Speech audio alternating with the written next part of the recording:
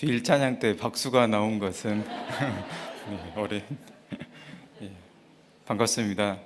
먼저 하나님께 기도드리겠습니다.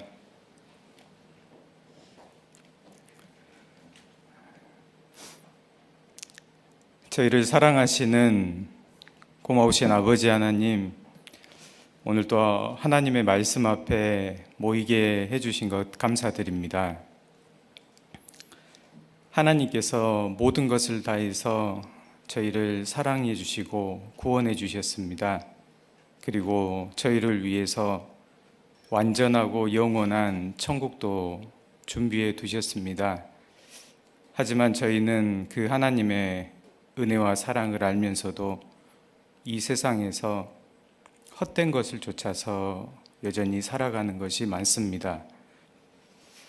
하나님의 마음을 더욱 아는 저희들이 되게 도와주시고 하나님보다 더 소중히 여기는 이 세상 헛된 우상들이 있다면 살아계신 하나님의 말씀을 통해서 모두 버릴 수 있는 힘을 주시길 원합니다. 또 저희 마음속에 하나님 한 분만을 위해서 전심으로 살아가고자 하는 귀한 소망을 주시고 하나님의 크신 능력 힘입어서 남은 생에 이뤄진 영혼들에게 복음을 전할 수 있도록 저희를 귀히 사용해 주시옵소서. 오늘 귀한 하나님의 말씀이 이 말씀을 듣는 모든 우리 형제자매님들의 마음속에 심겨지고 저희 마음에 하나님의 빛을 받아서 모든 우상들을 몰아내고 하나님 한 분만을 저희 삶의 주인으로 모시고 살아가도록 도와주시옵소서. 귀한 시간 주 성령님께 의지합니다. 부족한 입술을 귀히 사용해 주시옵소서. 고마우신 예수님 이름으로 기도드립니다. 아멘. 출애굽기 20장을 보겠습니다.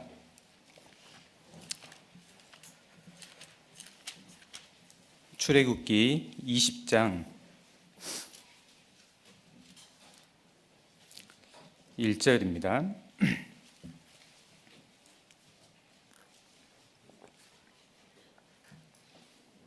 출애굽기 20장 1절입니다.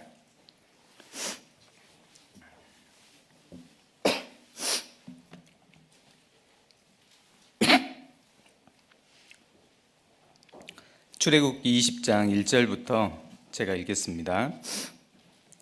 하나님이 이 모든 말씀으로 일러 가라사대 나는 너를 애굽 땅 종되었던 집에서 인도하여 낸 너의 하나님 여호와로라. 너는 나 외에 다른 신들을 내게 있게 말지니라. 하나님께서 성경에 말씀하신 계명을 두 가지로 정리하면 먼저는 마음을 다하고 목숨을 다하고 힘을 다해서 주 너의 하나님을 사랑하라이고, 두 번째는 내 이웃을 내 몸과 같이 사랑하라입니다. 날씨까지 알려주셔서 감사합니다. 네. 들으셨죠? 좋지 않을 것 같습니다.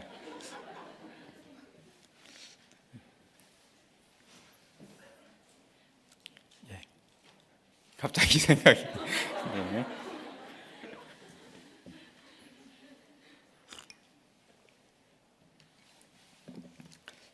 이어서 하겠습니다. 두 가지 계명은 하나님을 사랑하고 이웃을 사랑하라입니다.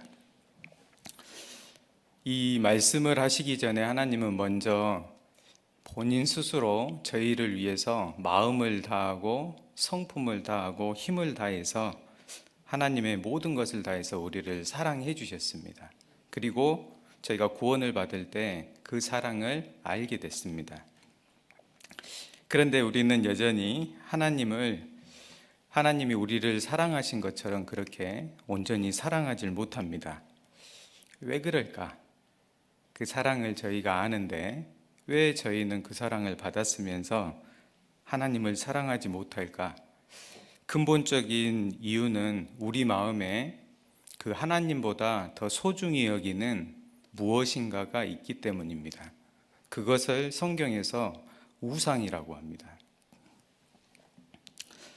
이스라엘 역사만 살펴봐도 우상 숭배로 인한 징계와 심판의 역사가 대부분입니다. 그래서 성경에서 우상에 대한 이야기를 만약에 제외한다면 거의 대부분이 제외됩니다.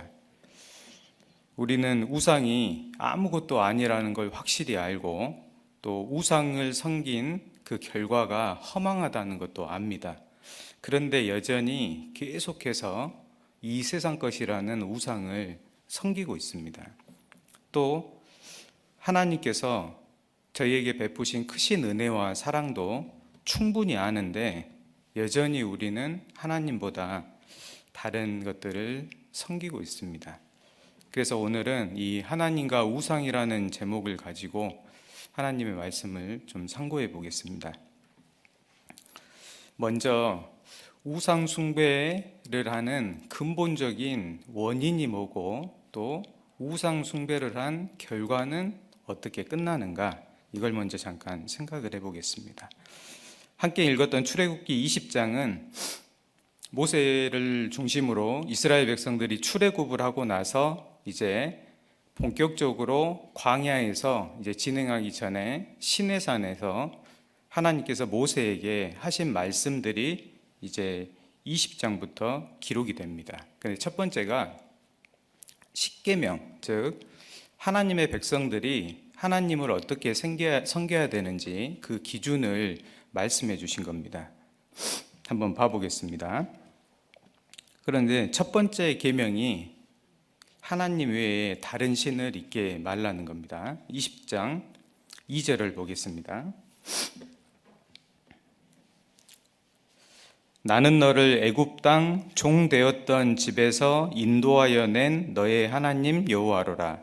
이 십계명을 모세에게 말씀하실 때는 이스라엘 백성들을 출애굽을 통해 구원해 주시고 나서 하나님의 백성이 된 이스라엘에게 말씀한 겁니다. 3절입니다. 너는 나 외에 다른 신들을 내게 있게 말지니라. 하나님께서 이스라엘 백성들을 출애굽해서 구원을 해주시고 나서 처음 말씀하신 게 나 외에 다른 신들을, 즉 우상을 내게 있게 하지 말라. 이 다른 신들은 가짜신, 사람이 만든 가짜신, 그래서 허수아비 우자를 써서 우상이라 그런 겁니다. 그래서 아무것도 아닌 그런 형상을 만들어서 섬기지 말라는 겁니다. 여기 말진이라가 히브리어 원어에는 가장 앞에 나오고 절대적인 금지의 내용입니다. 일반적인 금지가 아닌 절대 너는 나 외에 다른 우상은 결코 섬기지 말라는 겁니다. 허용에 제한이 없습니다. 그래서 절대적인 건데 왜 이 말씀을 하셨을까? 이스라엘 백성들이 지금 출애굽했습니다. 출애굽할 때 우상이 아무것도 아니고 정말 보이지 않는 여호와 하나님이 참신이라는 걸 정확히 알았어요. 그리고 그 하나님께서 우리를 구원하시기 위해서 베푸신 큰 능력도 봤습니다. 그런데 그 하나님을 섬길 게 틀림없잖아요. 그런데 왜 하나님께서 이 계명을 주셨을까? 이스라엘 백성들에게. 그 이유가 있는데 이스라엘 백성들이 하나님의 능력도 받고 구원도 얻었습니다. 하지만 여전히 우상 숭배할 수 있는 여지를 가지고 있었기 때문에 그렇습니다. 여기 어떻게 말씀했냐면 3절을 다시 한번 자세히 봐보겠습니다. 3절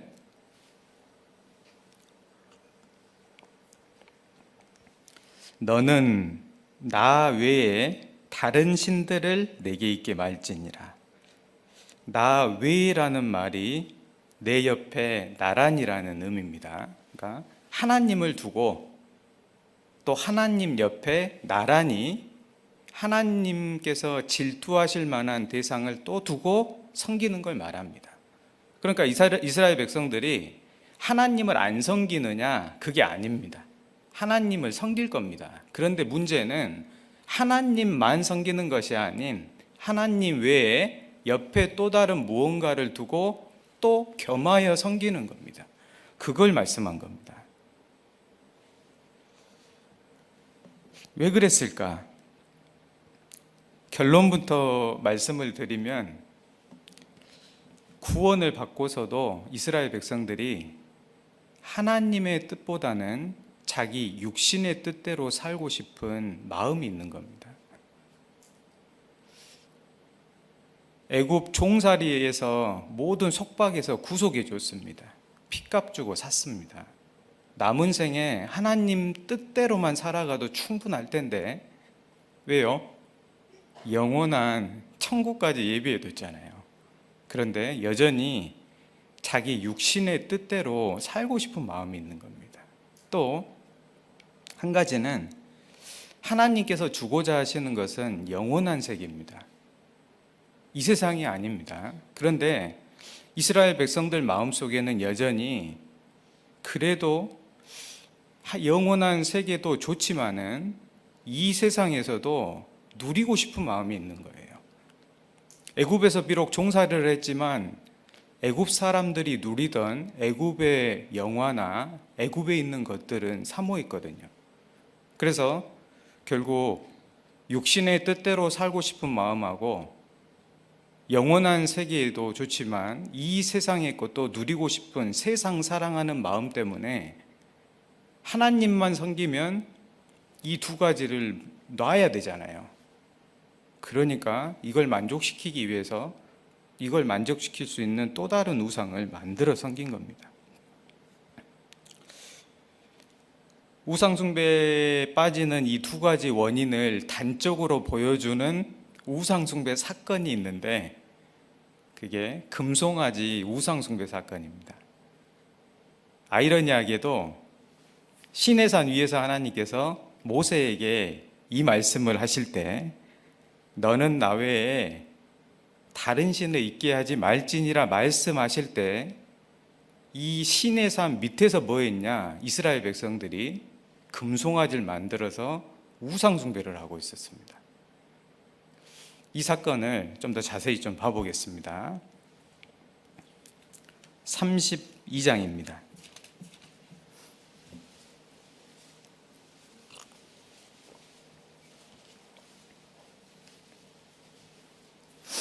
출애굽기 32장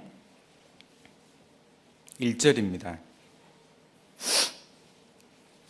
20장부터 31장까지 많이 넘어갔죠. 그런데 20장부터 31장까지는 모두 다 시내산 위에서 모세에게 하신 말씀입니다. 그리고 이어진 곳이 32장입니다. 32장 1절입니다. 백성이 모세가 산에서 내려옴이 더딤을 보고 모여 아론에게 이르러 가로되 일어나라 우리를 인도할 신을 우리를 위하여 만들라. 이 모세 곧 우리를 애굽 땅에서 인도하여 낸 사람은 어찌 되었는지 알지 못함이니라. 이스라엘 백성들이 모세가 시내산에 올라가서 안 내려오는 겁니다.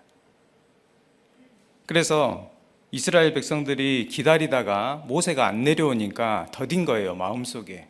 그러다가 아론에게 가서 말합니다. 우리를 위하여 우리를 인도할 신을 좀 만들어주라. 그러면서 만든 것이 금송아지입니다. 이때 당시에 이스라엘 백성들이 애굽에 있을 때 많은 우상들을 봤거든요. 애굽에서는 짐승들을 우상으로 많이 만들어 섬겼고 그 중에 하나를 황소 우상으로 웅장하게 만들어서 섬겼습니다. 아마 생각하고 만들었던 것 같아요. 그래서 우리에게도 무언가 보이는, 눈에 보이는 무언가를 만들자 이렇게 된 겁니다. 그런데 왜 이랬을까? 이유가 나오는데 이스라엘 백성들이 이 1절을 봐보면 하나님에 대한 믿음을 잃어버렸다는 것을 알 수 있습니다. 1절 한번 봐보겠습니다. 백성이 모세가 산에서 내려옴이 더딤을 보고 모여 아론에게 이르러 가로되 일어나라 우리를 인도할 신을 우리를 위하여 만들라. 지금까지 누가 인도했어요? 하나님이죠. 그런데 하나님이 없습니다. 안 보입니다. 이 모세 곧 우리를 애굽 땅에서 인도하여 낸 사람은 어찌 되었는지 알지 못함이니라. 이스라엘 백성들 마음속에 뭐가 빠져 있어요? 하나님이 빠져 있는 거예요. 하나님에 대한 믿음을 잃어버렸습니다.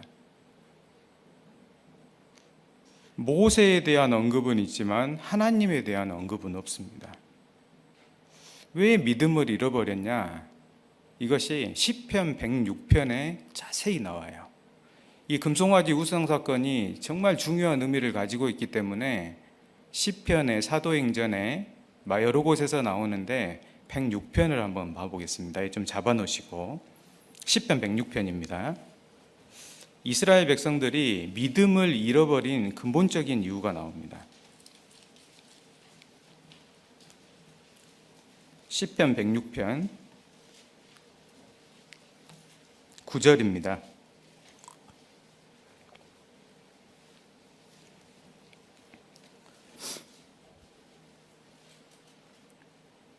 시편 106편 9절 제가 읽겠습니다. 이에 홍해를 꾸짖으시니 곧 마름에 저희를 인도하여 바다 지나기를 광야를 지난 같게 하사 저희를 그 미워하는 자의 손에서 구원하시며 그 원수의 손에서 구속하셨고 저희 대적은 물이 덮음에 하나도 남지 아니하였도다. 출애굽 사건입니다. 이에 저희가 그 말씀을 믿고 모세가 전해준 하나님의 말씀을 믿고 그 찬송을 불렀도다. 이스라엘 백성들이 그 애굽 400년간 종살이하던 곳에서 구원받고 출애굽하면서 좌우에 물이 벽이 되는 거 보면서 구원을 받았습니다. 그리고 그 입에 찬송이 터졌어요. 우리 하나님이 계시구나. 그리고 우리 하나님께서 우리를 구원하셨다. 그런데 이 찬송은 잠시고 이어지자마자 잊어버립니다. 13절입니다. 저희가 미구가 뭔지 아세요? 미구에 얼마 오래지 않아. 영어 성경에 곧이라고 합니다. 곧. 그러니까 저희가 곧 그 행사를 잊어버리며 그 가르침을 기다리지 아니하고 광야에서 욕심을 크게 바라며 사막에서 하나님을 시험하였도다. 이스라엘 백성들이 하나님께서 하신 그 일들을 기억하고 하나님께서 베푸신 은혜를 어떻게 보답할까? 이 하나님을 어떻게 섬겨야 되고 이 하나님을 어떻게 기쁘시게 해야 될까? 뭘 했어야 됐냐? 생각을 해야 되는데 생각을 안 했어요. 생각 안 하면 잊어버립니다. 하나님에 대한 기억을 잊어버리면 그 자리에 뭐가 들어오느냐? 육신의 생각이 쫙 들어와요. 그러니까 이스라엘 백성들은 출애굽 사건이 있고 나서 얼마 안 있다가 뭐가 나오냐면 불평, 원망 이거 나옵니다. 왜요? 여전히 이 세상 살아가는 거 힘들고 어렵고 괴로운 게 있거든요. 그래서 하나님께서 영원한 천국을 약속을 해주시고 약속의 땅 가나안이 있습니다. 그곳 바라보면서 내가 인도할 테니까 나를 믿고 내가 너희를 구원했으니까 끝까지 나를 믿고 가야 된다. 그리고 모세를 통해서 하나님의 말씀을 계속 들려줍니다. 한데 하나님의 행사를 잊어버렸던 겁니다. 하나님의 행하신 일들도 잊어버렸는데 이걸 잊어버리니까 동시에 잊어버린 게 있었어요. 구원의 은혜도 잊어버렸습니다.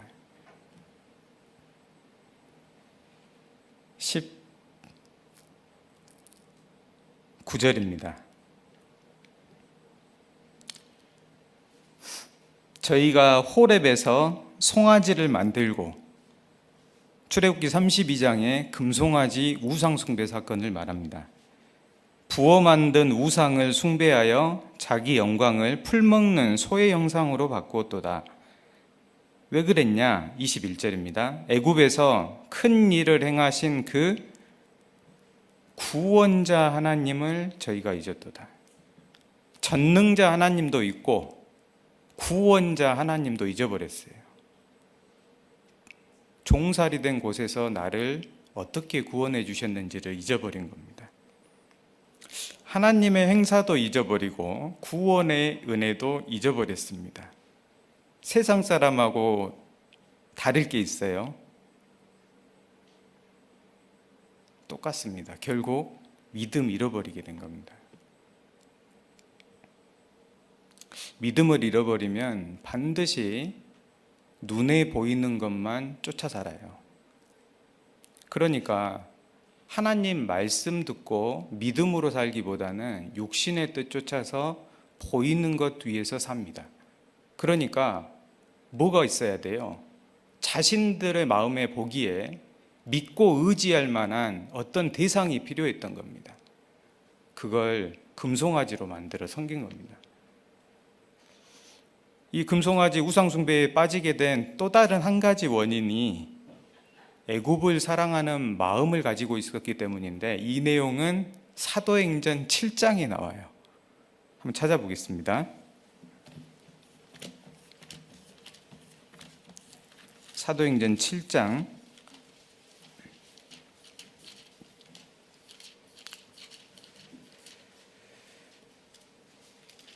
39절입니다.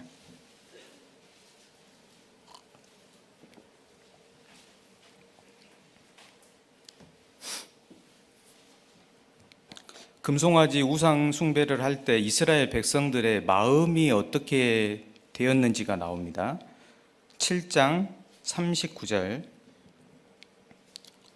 우리 조상들이 모세에게 복종치 아니하고자 하여 거절하며 그 마음이 도리어 가나안이 아닌 애굽으로 향하여 아론더러 이르되, 마음이 애굽으로 향한 이후에 아론더로 이르되 우리를 인도할 신들을 우리를 위하여 만들라.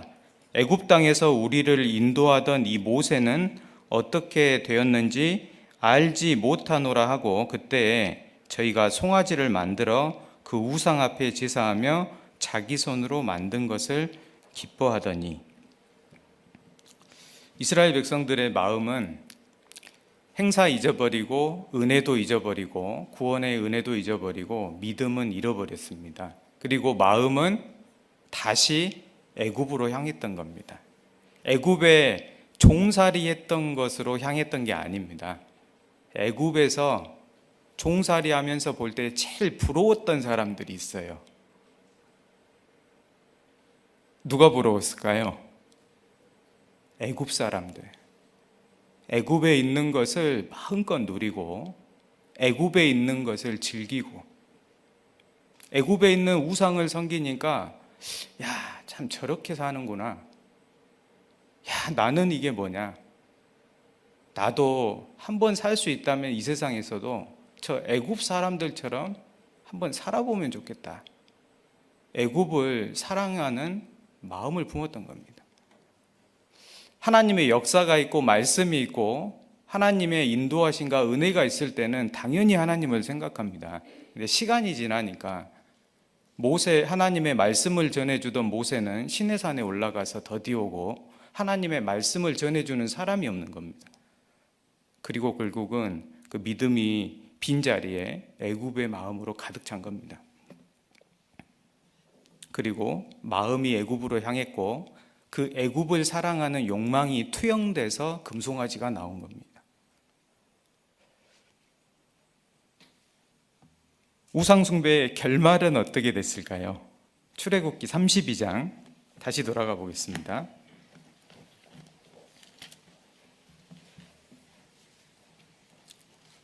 출애굽기 32장 6절입니다.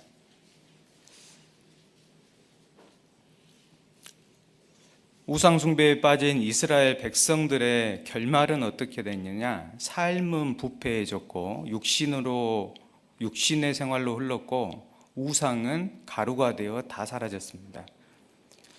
32장 6절 이튿날에 그들이 일찍이 일어나 번제를 드리며 화목제를 드리고 앉아서 하나님께 제사도 지낸 듯 했지만 실제 삶은 먹고 마시며 일어나서 뛰놀더라. 육신으로 흘렀습니다. 그리고 그 모습을 하나님께서 부패했다고 하십니다. 7절 여호와께서 모세에게 이르시되 너는 내려가라. 내가 애굽 땅에서 인도하여 낸 내 백성이 부패하였도다. 왜 부패한 거냐면 이 말이 맞습니다. 이스라엘 백성들은 애굽으로 돌아갈 수는 없습니다. 다시는 이스라엘 백성들이 가야 되는 최종점은 가나안 약속의 땅, 성경에 낙토라고 나와요. 낙토. 낙타 아닙니다. 낙토, 즐거울 낙자. 즐거움의 땅, 영원한 즐거움의 땅이 있어요. 그런데 이스라엘 백성들의 마음은 낙토로 가야 되는데 애굽으로 갔고, 삶은 애굽으로 못 돌아가지만 현재 위치에서 애굽 생각하면서 지낸 겁니다. 부패한 거 맞아요. 하나님 보실 때 받을 수가 없는 모습이 된 겁니다. 삶은 부패했고 우상은 가루가 되어 이스라엘 백성들의 뱃속으로 들어가서 싹 사라졌습니다. 그 영광이 완전히 없어졌거든요. 20절입니다. 20절 모세가 그들의 만든 송아지를 어떻게 만들었냐면요, 금고리를 다 가져와라. 그래서 애굽에서 봤던 그 웅장한 황소 우상 막 생각하면서 우리도 한번 멋지게 만들어 보자. 그래서 어마어마한 정성을 가지고 하나님이 얻게 해주신 그 금을 가지고 만들었어요. 그런데 그 만든 송아지를 가져 불살라 부수어 가루를 만들어 물에 뿌려 이스라엘 자손에게 마시우니라.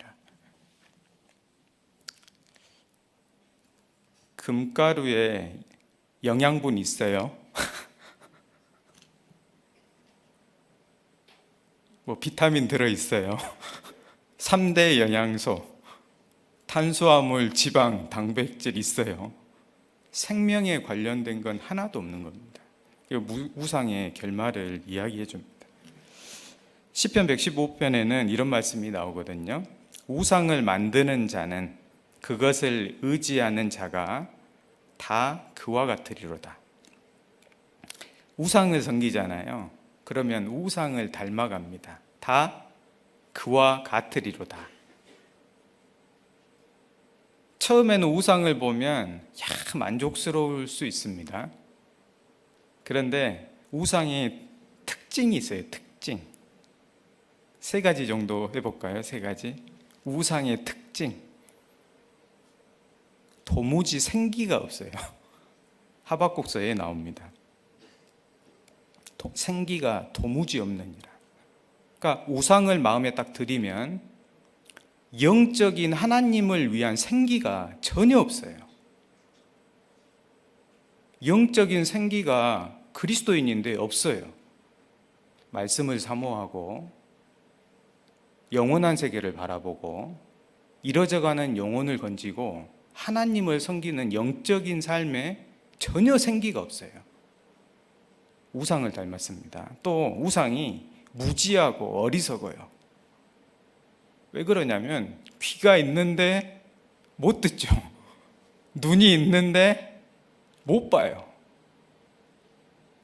지혜로울 것 같은데 지혜가 없고 뭔가 분별할 것 같은데 분별력이 전혀 없어요. 그러니까 마음에 그리스도인이 구원받은 사람이 우상을 딱 드리면 신앙생활을 잘할 것 같은데 하나님을 잘 섬길 것 같은데 삶에서는 전혀 분별력이 없고 이것이 죄인지 아닌지 하나님의 뜻인지 아닌지 전혀 아는 총명도 없어요. 본인이 어떻게 살아가는지 구분을 못합니다. 도무지 생기도 없고 무지하고 어리석어집니다. 끝은 이사야서에 보면 허망하다 나옵니다. 허망하다. 참 허망한 거예요. 그 금 들여서 성막 만드는 데 썼으면은 영원한 기념입니다. 결국 우상을 섬기는 자는 우상을 닮아서 하나님을 섬기는 삶에 대한 생기를 잃어버리고 어떻게 믿음을 가지고 살아가야 되는지 영적인 지혜도 잊어버리고 결국은 하나님 앞에 설 때 허망하게 섭니다. 우상을 섬긴 그리스도인의 마지막 모습입니다.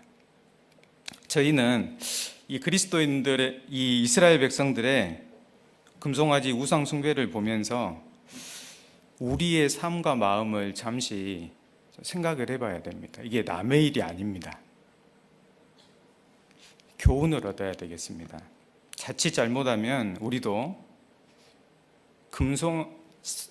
시내산 위에서 말씀을 받고 있는 모세와 반대로 시내산 아래서 우상 숭배했던 어리석은 이 모습처럼 될 수 있기 때문입니다.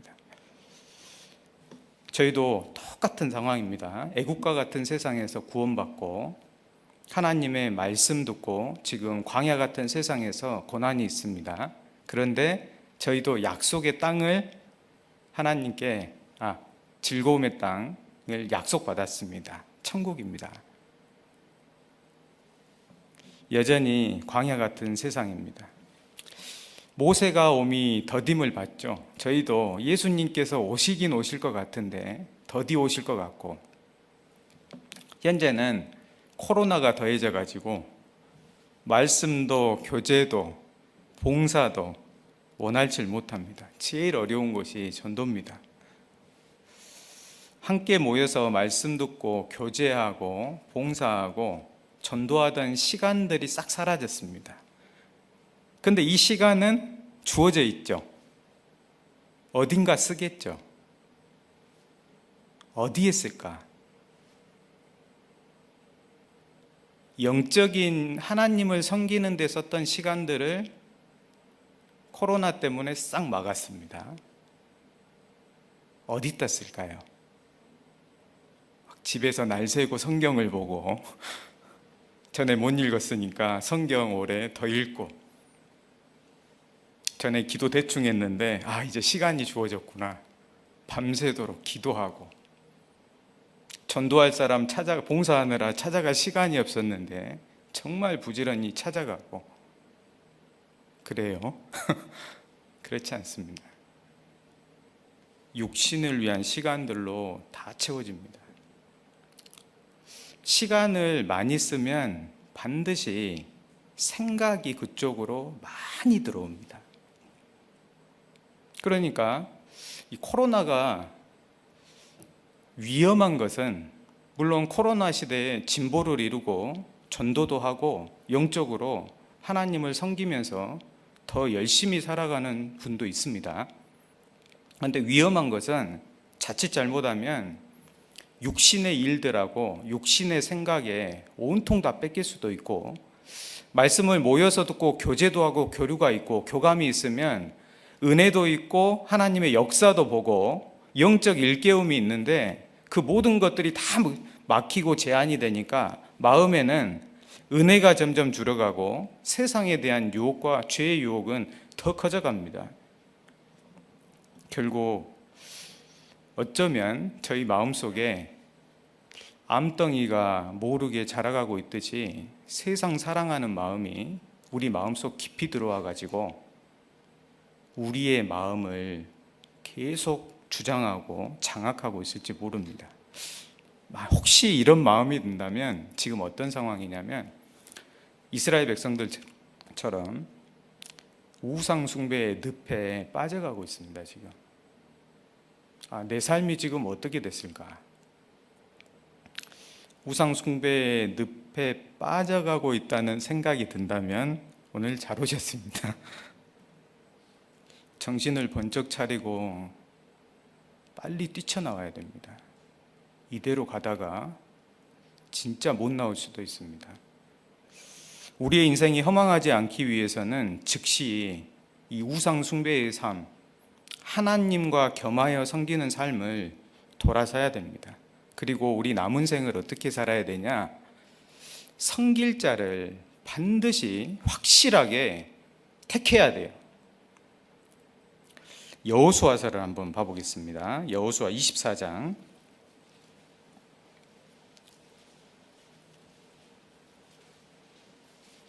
여호수아 24장입니다.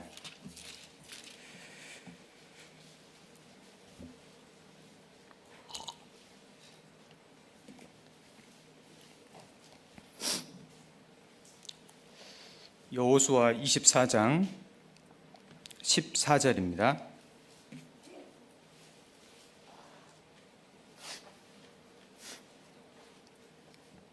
여호수아 24장 14절. 그러므로 이제는 여호와를 경외하며 성실과 진정으로 그를 섬길 것이라. 너희의 열조가 강 저편과 애굽에서 섬기던 신들을 제하여 버리고 여호와만 섬기라.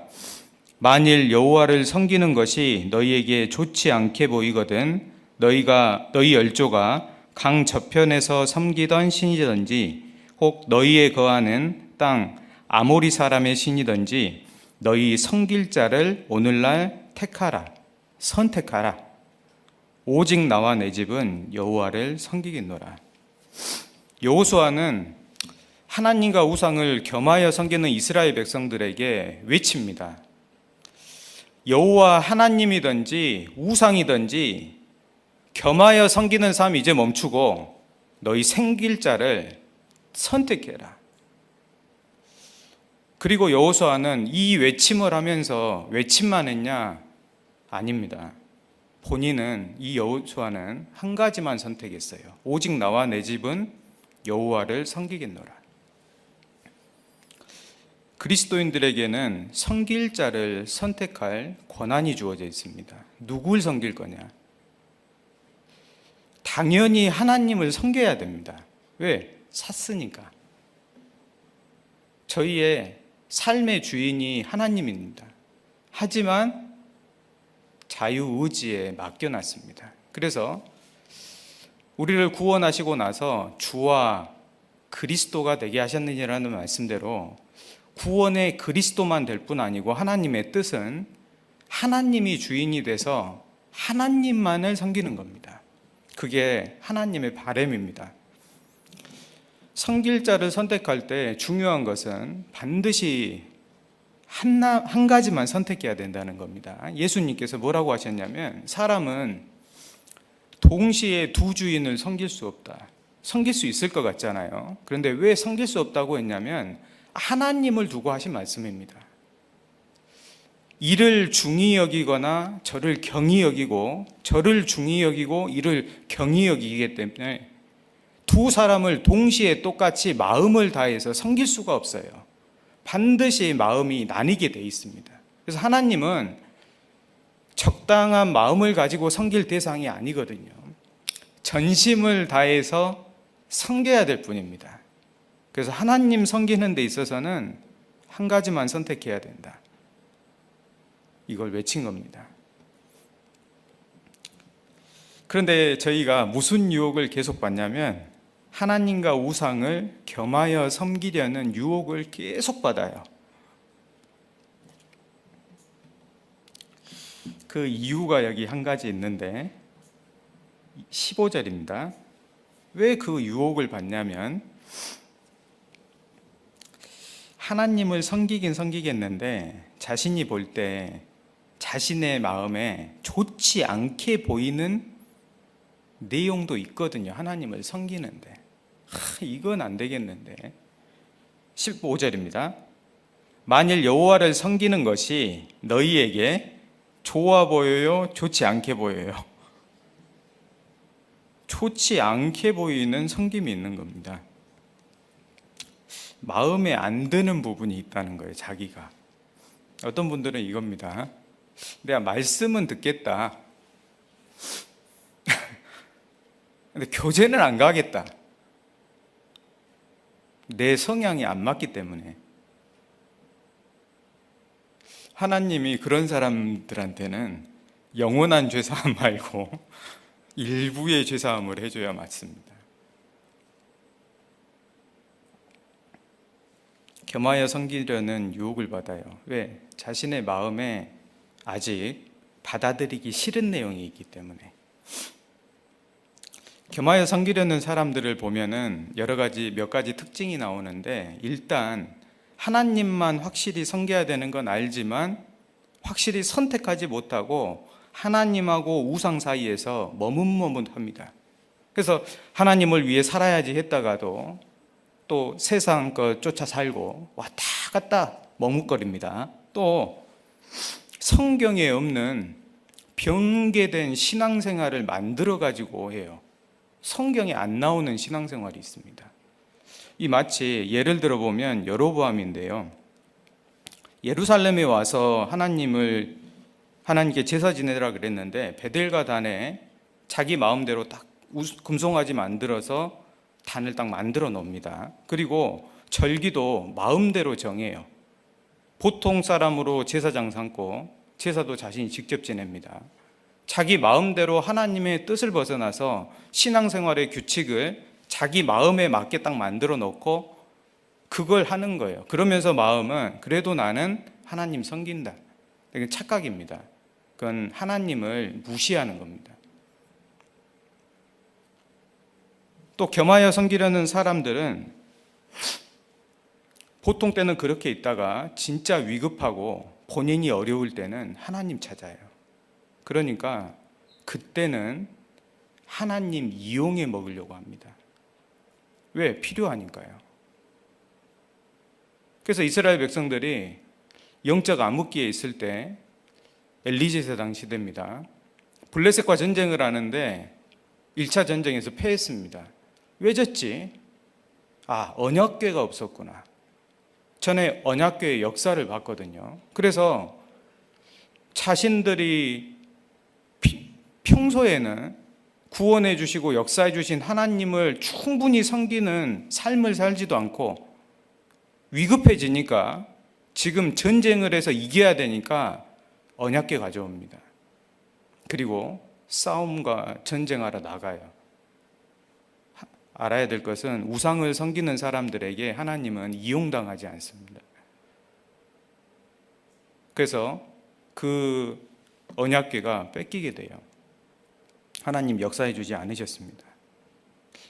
하나님을 필요할 때만 이용해 먹는 알라딘 램프처럼 섬깁니다. 그래서 저희는 어떻게 해야 되냐면 하나님을 우상과 겸하여 섬기는 삶을 자세히 좀 밟고 이제는 하나님 한 분만을 섬길 자로 확실히 선택해야 되겠다. 정해야 됩니다. 하나님을 섬기려면 온전한 마음이 필요하거든요. 사과 선물을 받았습니다. 근데 몇 개 썩어 있어요. 선물은 선물인데 좋진 않습니다. 하나님도 똑같아요. 우리의 마음을 받길 원합니다.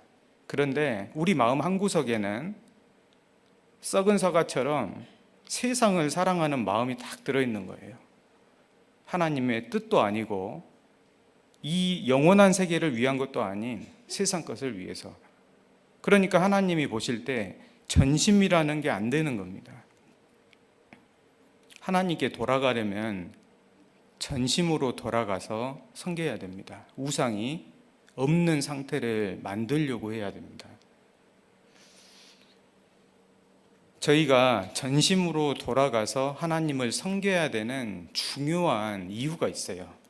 그것은 하나님의 능력을 받아야 되기 때문입니다. 사무엘상 7장을 한번 봐보겠습니다.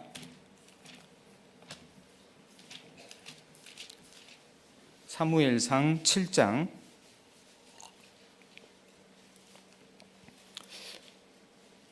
사무엘상 7장 2절입니다.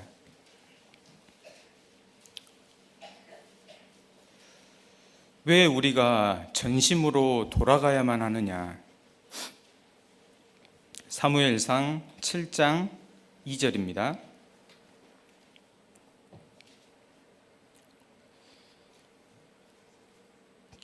괴가 언약궤입니다. 아까 좀 전에 말씀드린 그 사건입니다. 괴가 기랏 여야림에 들어간 날부터 20년 동안을 오래 있은지라 이스라엘 온 족속이 여호와를 사모하니라. 한동안 이해가 안 됐던 말씀인데요. 이 어떤 내용이냐면 블레셋의 전쟁 1차 전쟁 패하고 언약궤 이용해서 전쟁을 승리하려고 했습니다. 하나님 섬기려고 언약궤 가져온 게 아닙니다. 자신의 육신에 도움받으려고 가져온 거예요. 그런데 언약궤가 블레셋에 빼앗겼는데 문제는 블레셋의 다곤 산당에 언약궤를 뒀는데 일어나 보니까 다곤 목 부러지고 다리 부러지고 큰 재앙이 온 겁니다. 그래서 이 언약궤를 어쩔 수 없이 다시 돌려보낸 겁니다. 그런데 돌려보내서 어디로 왔느냐? 기랏 여야림이라는 곳에 왔어요. 그런데 이곳에서 20년 동안을 있습니다. 왜 이곳에서 20년 동안 있었을까? 그리고 이스라엘 백성들이 뭐라고 기록이 되어 있냐면 온 족속이 여호와를 사모하니라 나오죠. 하나님을 원했어요. 하나님의 도움도 필요하고 하나님을 섬겨야 됐거든요. 사모했습니다. 마음이 있었어요. 그런데 20년 동안 아무 하나님의 역사는 안 나타났어요. 20년간 원했고 사모했는데 역사가 없는 거예요. 하나님 일 안 하셨습니다. 사무엘이 자라서 왜 기럇여야림에 언약궤가 있는데 이스라엘 백성들이 그 언약궤를 사모하고 하나님의 역사를 바라고 하나님의 능력을 요구하는데 왜 아무런 일이 없을까? 사무엘이 깨달았어요. 이스라엘 백성들 마음에 전심이 아니었어요. 우상을 여전히 겸하여 섬기면서 하나님을 바랬던 겁니다. 그래서 이런 말을 하는 겁니다. 3절입니다. 20년간 하나님께서 침묵하신 이유입니다. 사무엘이 이스라엘 온 족속에게 일러 가로되 이스라엘 온 족속을 불러 모았습니다. 너희가 전심으로 여호와께 돌아오려거든. 사무엘이 뭘 깨달았어요? 이스라엘 백성들 마음이 섞였다. 전심이 아니다, 이거는. 온전한 마음이 아니구나. 그걸 알았던 겁니다. 그래서 전심으로 여호와께 돌아오려거든 이방 신들과 아스다롯을 너희 중에서 제하고 우상 제하고 너희 마음을 여호와께로 향하여 그만 섬기라. 너희를 블레셋 사람의 손에서 그러게 해야 건져내리라. 역사하리라 말씀하신 겁니다. 너무나 중요한 말씀입니다.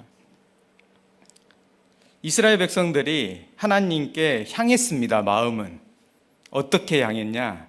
우상을 그대로 가지고. 하나님은 역사하지 못합니다. 하나님께서는 찾는 게 한 가지 있으시죠?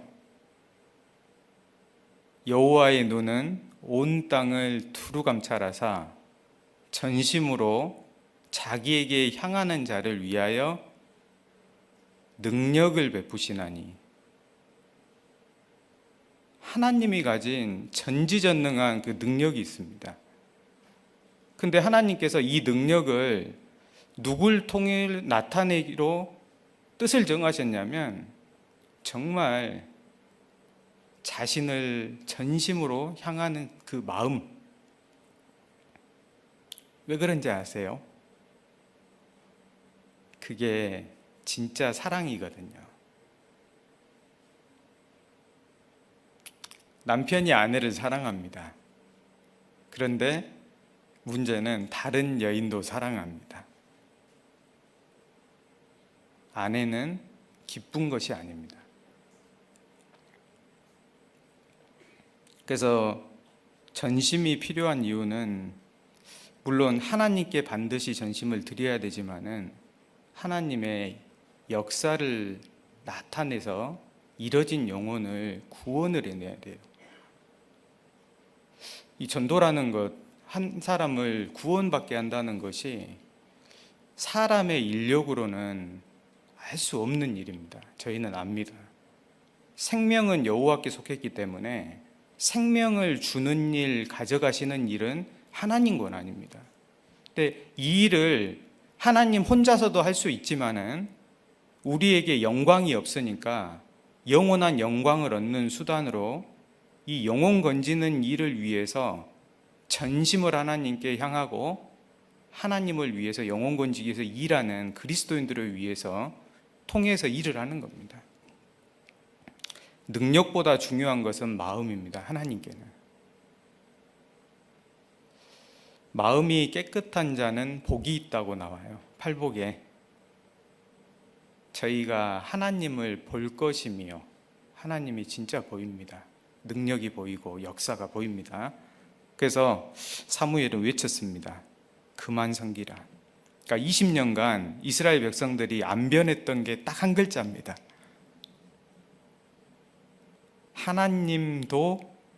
하나님도에서 하나님만이 돼야 되는데 그 한 글자가 20년간 똑같은 거예요. 하나님은 침묵하셨습니다. 이렇게 묵상을 하다 보니까 이 우상이 뭐처럼 보였냐? 도둑놈처럼 보였습니다. 도둑놈. 우상은 사람의 마음을 빼앗아가는 도둑이다.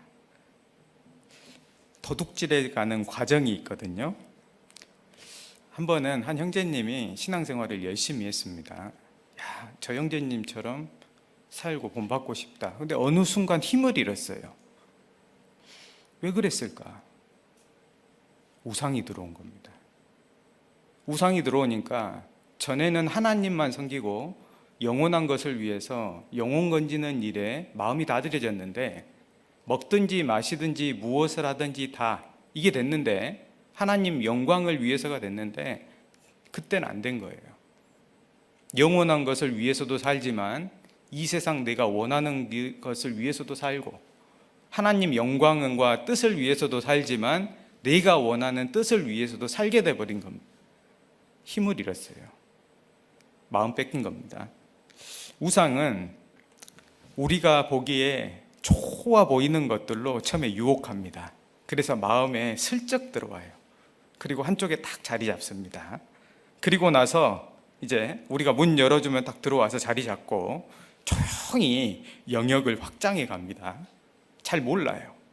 그래서 그 우상에 대해서 내가 원하는 것에 대해서 생각하는 것도 좀 늘어가고 그것을 위해서 사용하는 시간도 좀 늘어가고 재물도 좀 그것을 위해서 많이 써갑니다.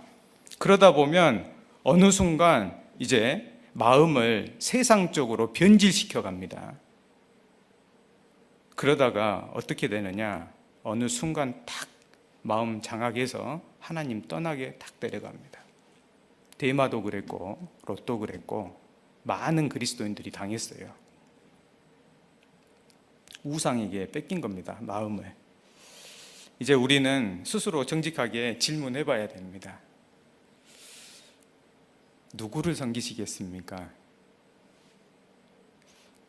저희는 이렇게 대답해야 됩니다. 하나님을 섬기겠습니다. 이 대답보다는 하나님만 섬기겠습니다. 이 마음을 만들어야 됩니다. 우상을 버리고 하나님께로 향하는 일을 이제 해야 되는데 그 마음을 만들기 위해서 실천해야 될 두 가지 내용이 3절에서 좀 교훈을 받아보겠습니다. 3절. 사무엘이 이스라엘 온 족속에게 일러 가로되 너희가 전심으로 여호와께 돌아오려거든 돌아가는 방법이 있습니다. 절대 안 되는 것도 아니고 어렵다고 생각하고 시도 안 할 것이 아닙니다. 반드시 할 수 있기 때문에 성경에 전심으로 살아간 많은 사람들이 있고 지금도 전심으로 하나님 뜻과 영원한 세상을 위해서 살아가는 성도들이 있어요. 가능합니다. 어떻게 하냐? 이방 신들과 아스다롯을 너희 중에서 제하고, 실천해야 될 두 가지 사항 중에 하나는 우상을 버리는 것이고, 또 한 가지는 너희 마음을 여호와께로 향하여 그만 섬기라. 마음을 하나님께로만 향해야 됩니다. 이 두 가지를 해야 되는데, 하나님께로만 향한다. 좀 추상적이죠? 이걸 구체적으로 좀 알려드리겠습니다. 이걸 알기 위해서 출애굽기 20장에 2계명을 보면 좀 이해가 돼요. 출애굽기 20장으로 한번 가보겠습니다. 10계명 중에 1계명은 나 외에 다른 신들을 내게 있게 말지니란데, 2계명을 보면 마음을 어떻게 하나님께로 향해야 되는지 교훈을 받을 수 있습니다. 20장 4절입니다.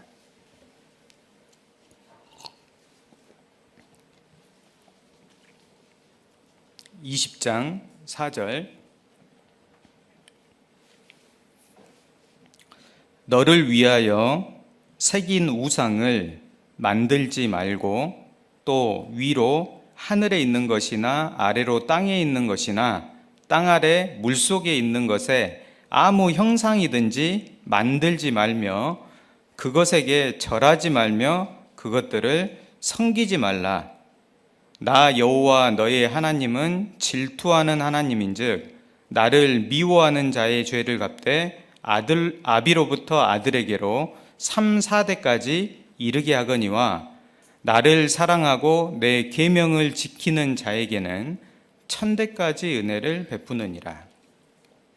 이 계명의 내용인데요, 이 계명 내용은 크게 두 가지입니다. 눈에 보이는 것을 우상으로 만들지 말라. 눈에 보이는 것은 너희에게 주고자 하는 게 아니다. 다 지나가는 거다. 그리고 눈에 보이는 것을 섬기지도 말라. 그러니까 우상의 대상으로 해서 뭔가 눈에 보이는 걸 사모하는 대상으로 삼지도 말고 그것을 섬기는 삶도 살지 말라는 거예요. 이걸 반대로 이야기하면 좀 쉽습니다. 이 중심 뜻은 한 가지죠. 눈에 보이는 것을 위해서 살지 말라는 겁니다. 성경은 반대의 의미를 생각하면 하나님의 깊은 마음을 알 수 있어요. 반대의 의미는 뭐냐? 영원한 것만을 위해 살라는 겁니다. 그게 진짜니까. 그래서 하나님께로 마음을 향하려면 먼저 어떻게 해야 되느냐? 우리가 향하고 있는, 마음에 추구하고 있는 삶의 방향이 있어요. 삶의 방향. 학생들은 뭐 공부, 뭐 아버지는 뭐 직장, 방향이 있잖아요. 그런데 그리스도인의 마음에 추구하는 삶의 방향은 보이는 세상 것이 아니라 보이지 않는 영원한 것이 돼야 돼요. 그러니까 내가 살아가는 모든 삶의 방향이 보이는 것이 아니라 영원한 것이어야 된다는 겁니다. 삶의 방향의 전환이 돼야 됩니다. 하나님은 우리를 구원하신 것은 보이는 것 주기 위해서 구원하신 것이 아닙니다. 보이는 것 주기 위해서 피 흘리셔서 저희를 구원하신 것이 아니고 진짜 영원한 것, 영원히 영광스러운 그걸 주기 위해서 구원하셨습니다. 그래서 우리의 돌아보는 것, 정말 사모하고 추구해야 되는 것은 보이는 것이 아니요 보이지 않는 것이니, 왜? 보이는 것은 잠깐이요 보이지 않는 것은 영원함이니라. 그러니까 너희 마음속에 이 세상 눈에 보이는 것, 그거에 마음 뺏기지 말라는 겁니다. 어떻게 하면 이 영원한 것을 실감나게 느낄 수 있을까? 이걸 느껴야 되는데, 영원한 것, 이건 진짜 엄청난 건데, 영원한 것을, 그러니까 실감, 피부에 와닿게 느껴야 됩니다. 발등에 불 떨어졌다 이야기하잖아요. 발등에 불 떨어지면 뭐 합니까? 실감이 나니까 불을 막 끕니다. 실감이 나야 돼요. 근데 영원한 것이 실감이 안 나요. 영원한 것이 도대체 뭔지. 한 번은 저희 워터파크 가보셨죠? 한 번은 저희 아이가 이제 여름에 워터파크를 이제 휴가 때 한번 다녀왔습니다. 너무 즐거웠나 봐요. 야, 세상에 이런 것도 있구나. 근데 이제 천국 이야기를 하면서 이 천국을 실감나게 좀 아이가 이야기를 해야 사모할 거 아니에요. 그런데 뭐 항상 뭐라고 하냐? 근데 그러면 천국 가면 워터파크 있어요? 이렇게 말을 하는 거예요. 왜요? 워터파크는 실감이 났어요. 근데 영원한 것은 실감이 안 나는 거예요. 그래서 천국은 그것보다 상상할 수 없이 즐거운 곳이란다. 그런데 아무튼 그러면 워터파크는 있어요? 그건 없단다.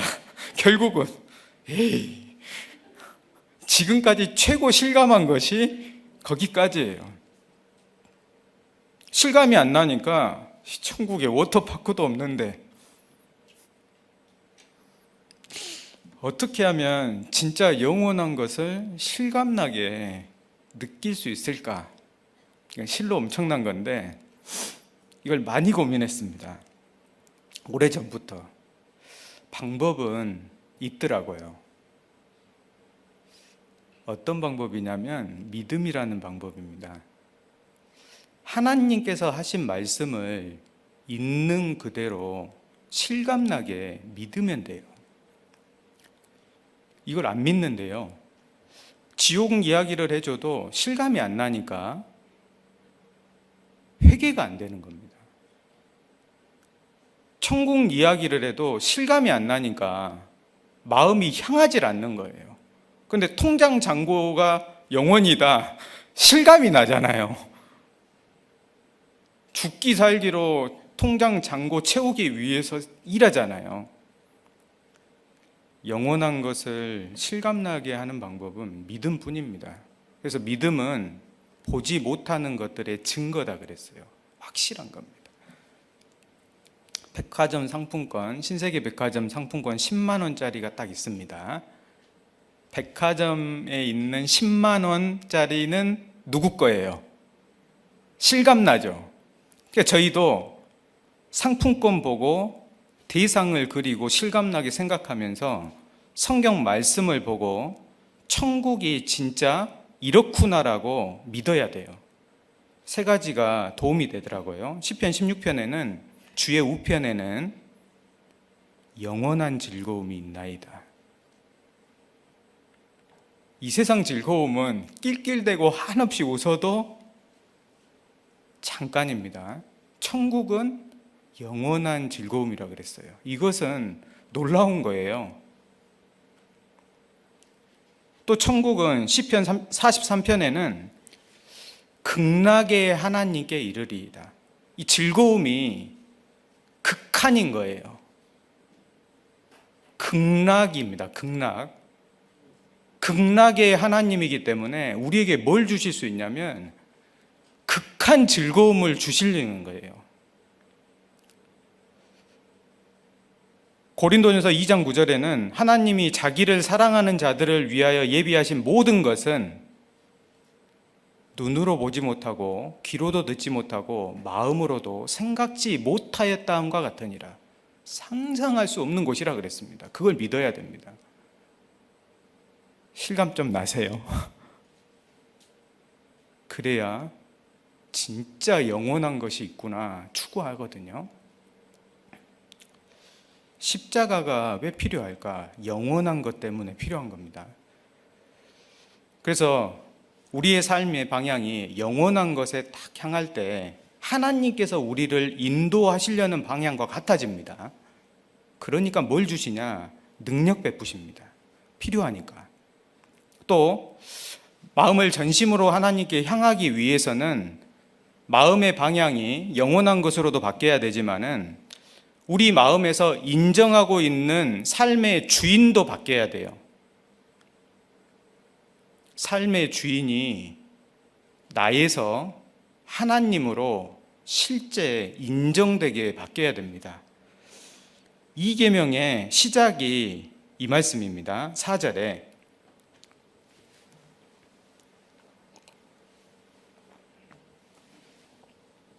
시작이 이렇습니다. 이 계명을 왜 말씀하셨냐? 너를 위하여, 이겁니다. 이게 무슨 뜻이냐면, 너를 위하여라는 것은 하나님의 뜻을 벗어나서 하나님의 뜻이 아닌 너가 원하는 그 뜻, 그거 위해서 사는 것은 내가 줄 것이 아니다. 그러니까 하나님을 위하여가 아닌 너만을 위하여 무언가를 보이는 걸 추구하지 말라는 겁니다. 그러면 너를 위하여가 왜 생기느냐, 이 마음이. 삶의 주인이 누구니까요? 나니까. 나를 위한 걸 하고 나를 위해 삽니다. 삶의 주인이 안 바뀌었어요. 삶의 주인이 바뀌면 모든 삶의 목적이 바뀝니다. 나를 위하여에서 하나님을 위하여로 바뀝니다. 전에는 먹든지 마시든지 무엇을 하든지 다 나를 위하여 했어요. 근데 삶의 주인이 딱 바뀌면 먹든지 마시든지 무엇을 하든지 일을 하든지 공부를 하든지 하나님의 영광을 위해서 합니다. 왜? 목적이, 주인이 바뀌니까. 그래서 삶의 주인을 믿음으로 받아들여야 됩니다. 나의 삶의 주인은 하나님이 맞습니다. 그래서 새를 번제로 드릴 때 모가지를 꺾어서 딱 드립니다. 인자는 머리 둘 곳이 없다. 예수님은 누구의 머리가 되시냐면 자신의 목을 꺾어서 쳐낸 그리스도인들의 머리가 되셔서 그 몸을 사용하십니다. 제가 생각하다 보니까 구원을 못 받는 분들이 결국은 나를 위하여가 안 되겠구나. 이게 안 바뀌겠구나. 탐심이 우상숭배라 그러거든요. 골로새서에 나오는데 좀 더 이해가 됐는데, 탐심은 왜 우상숭배입니까? 나를 위한 거기 때문이에요. 하나님의 뜻을 벗어나서 나를 위한 그 탐심은 모든 우상숭배의 원인이거든요. 그래서 나를 위하여는 모든 우상숭배의 뿌리가 되고 이걸 자아 우상숭배라 그럽니다. 이걸 잠깐 생각하고 넘어가려고 하는데, 이 자아 우상숭배, 이걸 이제 이런 말씀을 좀 들으면서 이렇게 생각하는 분들이 간혹 있는데요.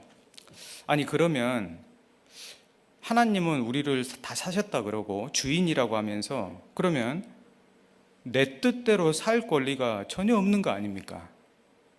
내가 살고 싶은 거 아무것도 못하고 하나님 뜻대로만 살아야 됩니까? 마치 우리 자유의지를 빼앗아간 것처럼 느끼거든요. 몇 명이 끄덕끄덕 하시네요. 이해는 돼요.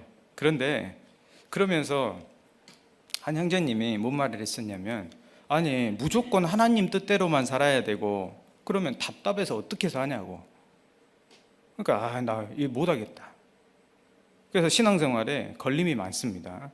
이 질문에 대해서 좀 답을 하나님의 온전한 뜻을 좀 이해하려면 이 자아 우상 숭배, 이게 시작된 곳인 에덴 동산의 선악과 사건을 좀 생각해 보면 이해가 돼요. 이 선악과 사건이 어떻게 돼 있냐면, 사단이 뱀을 통해서 하와를 유혹할 때 이제 하와는 그 유혹을 받아서 선악과를 먹습니다. 그런데 선악과를 하와가 왜 먹었을까? 뱀이 유혹해서. 그것은 큰 원인은 아닙니다.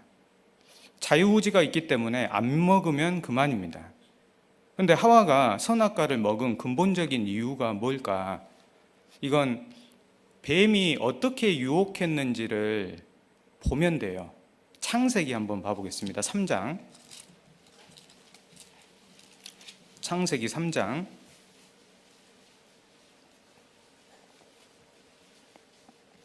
뱀이 하와에게 이렇게 유혹했습니다. 5절입니다.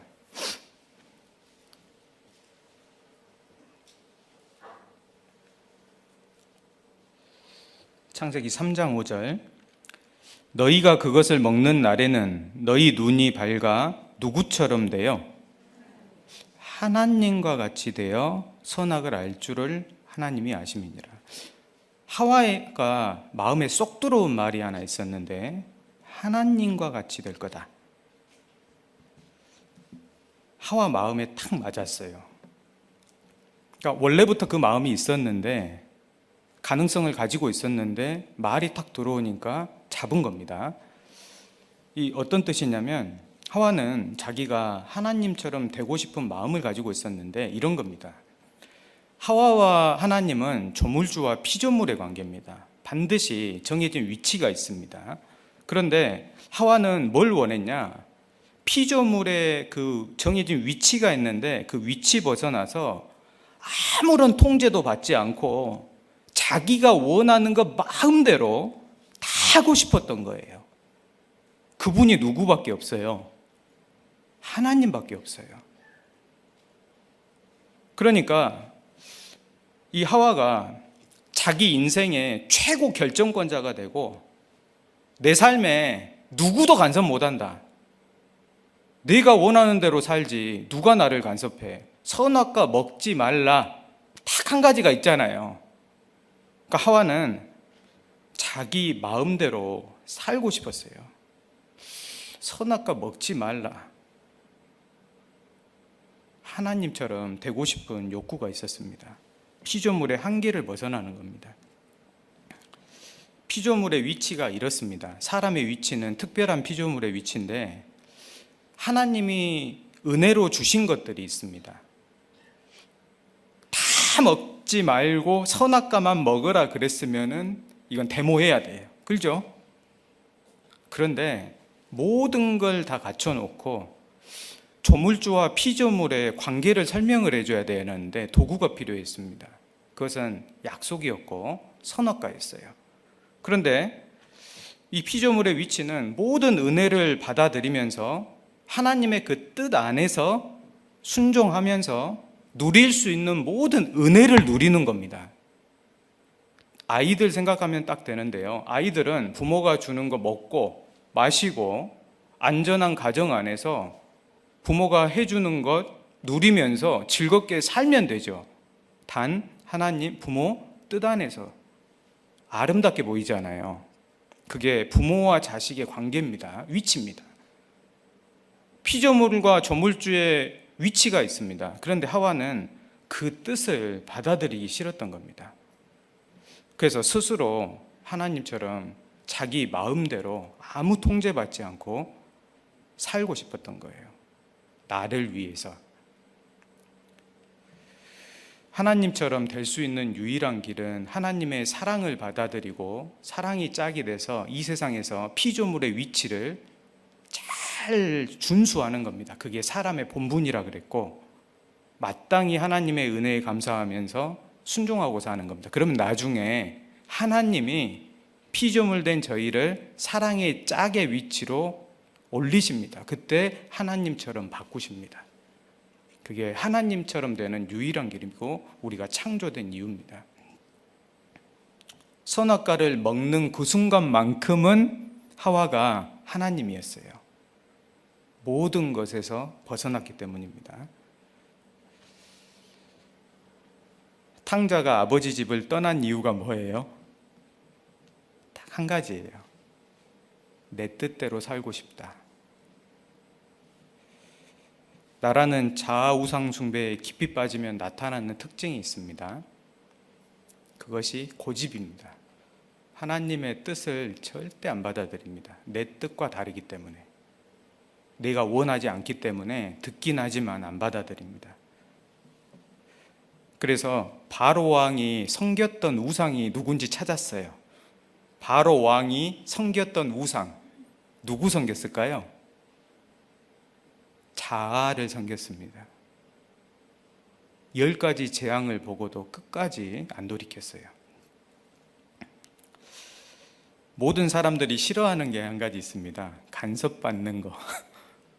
잔소리를 막 합니다. 이거 기분이 좋아집니까? 다 싫어합니다. 왜? 나를 섬기는 자아가 있기 때문에 그렇습니다. 그래서 사람들이 마음대로 하도록 내버려두면 어떤 일이 발생하냐면 도덕적 왜곡이 발생하고 심각한 혼란이 일어납니다. 왜?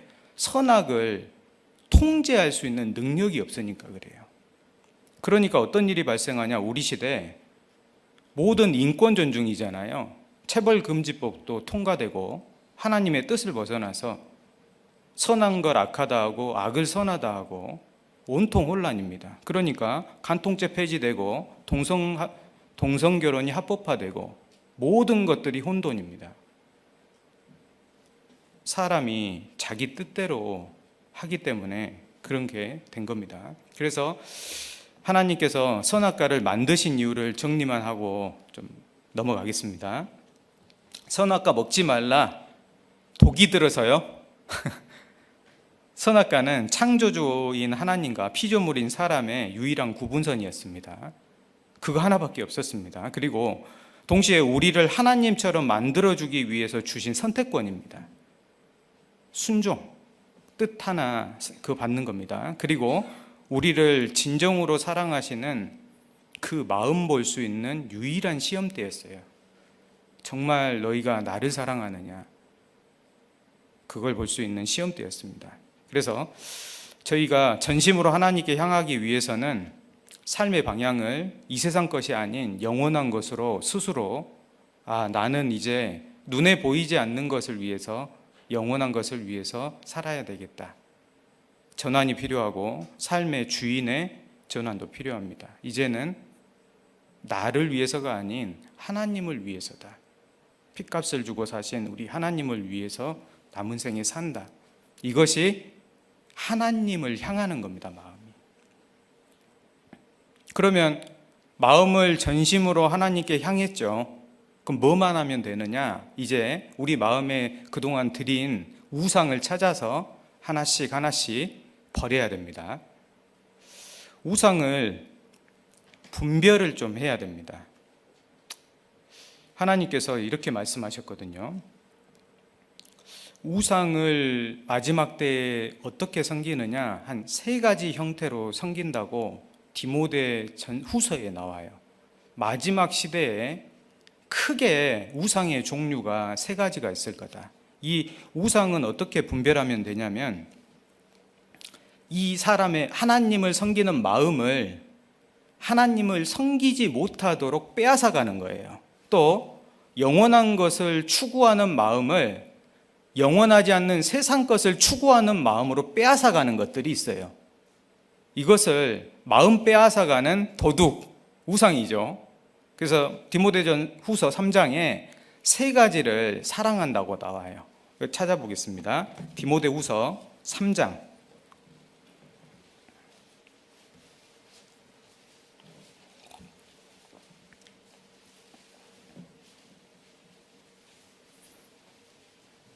디모데후서 3장 1절입니다. 말이 좀 빨라지더라도 이해를 해 주십시오. 디모데후서 3장 1절. 내가 이것을 알라 말세에 고통하는 때가 이르리니 저희가 알듯이 고통은 무엇 때문에 옵니까? 죄 때문입니다. 왜 고통하느냐? 죄가 많아지기 때문에, 하나님 편에서 우상 숭배가 심해지기 때문에 그렇습니다. 2절부터 4절까지 사랑이라는 단어가 총 4번 나오는데, 한 가지는 하나님 사랑이고 나머지 3가지는 잘못된 우상 사랑입니다. 이 우상 3가지를 좀 정리를 해보겠습니다. 우상의 큰 종류인데, 2절, 사람들은 첫 번째 자기를 사랑하며 나의 우상을 섬기고, 2번째 돈을 사랑하며 돈의 우상을 섬깁니다. 4절, 배반하여 팔며 조급하며 자고하며 쾌락을 사랑하기를, 쾌락의 우상. 그래서 나의 우상, 돈의 우상, 쾌락의 우상 3가지를 섬깁니다. 마지막 시대. 그것은 영원한 멸망으로 가는, 신앙을 잃은 잃는 길입니다. 시간을 조금만 들여서 좀 생각을 해보겠습니다. 우상의 본질은 하나님을 사랑하는 마음들, 하나님을 섬기고 싶은 마음들을 빼앗아가는 것들이라 그랬습니다. 이것들을 확실하게 딱 구분해서 과감하게 잘라서 내버려야 됩니다.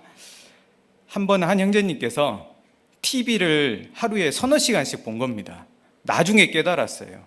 24시간 중에서 서너 시간이 TV가 다 가져가고 있는 거예요. 아, 이거 잘라야 되겠다. 그리고 TV 선을 잘랐습니다. 근데 문제는 얼마의 시간이 흘러서 파만 보니까 선 다시 잇고 있는 거예요. 왜요? 확실하게 정리하고 못 찾아도록 멀리 버렸어야 돼요. TV를 없앴어야 됐는데 여지를 남겨뒀던 겁니다. 그것은 더 힘들게 됩니다. 선 잇는 고생 다시 해야 돼요. 그래서 우상은 확실하게 뜻을 정하고 정리를 해야 됩니다. 쾌락의 우상부터 거꾸로 봐보겠습니다. 쾌락의 우상은 이렇게 정리할 수 있는데, 하나님이 주신 육체의 어떤 즐거움이 있습니다. 하나님 뜻 안에서 먹는 즐거움, 먹고 마시는 희락이라 그랬습니다. 하나님 안에서. 그러니까 이 육체적으로 먹고 힘을 얻고 또 포만감도 느끼고, 이건 정상적인 겁니다. 부부가 만나서 정상적인 성생활을 하고 그 안에서 누리는 건 아름다운 겁니다. 그런데 여기서 말하는 쾌락, 육신의 즐거움은 뭘 말하냐? 하나님을 뜻을 벗어나서 쫓아가는 육신의 즐거움들을 말합니다. 그러니까 우상이죠. 이걸 두 가지로 정리하는데, 이 세상하고 세상에 있는 모든 것들, 이것은 육신을 즐겁게 하기 위해서 세상 신을 섬기는 세상 사람들이 만들어낸 것들입니다. 오락의 우상을 좀 봐볼 수 있는데, 지나친 스마트폰의 사용. 제가 스마트폰 사용 안 했습니다. 뭐라 그랬어요? 지나친, 그게 우상입니다. 스마트폰 사용 시간을 전에 전도 집회를 하면서 좀 찾아봤었는데, 남녀노소 연령대 불문하고 2-3시간 기본입니다. 시간의 11조가 넘어가 버렸죠. 그걸 스마트폰에 드립니다.